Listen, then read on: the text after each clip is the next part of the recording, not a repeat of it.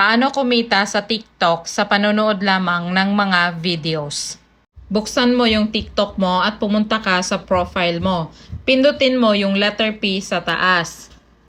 Pagdating dito guys, ang una nyong pipindutin ay yung check-in. Pagkatapos mo mapindot ang check-in, pindutin mo ang watch. Pagkatapos mo mapindot yung watch, makikita mo na yung peso sign or yung letter P ay umiikot na siya. Ibig sabihin, pag napuno yan, makakakuha ka na ng points at yung points na yon ay makakonvert siya sa cash. Para naman i-claim yung points mo or tingnan mo yung iyong balance, ay pindutin mo lang ang letter P.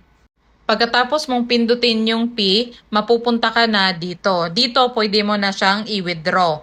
Dito, sa bank ay meron siyang minimum na 3 pesos. Pindutin mo lang yung withdraw at i-link yung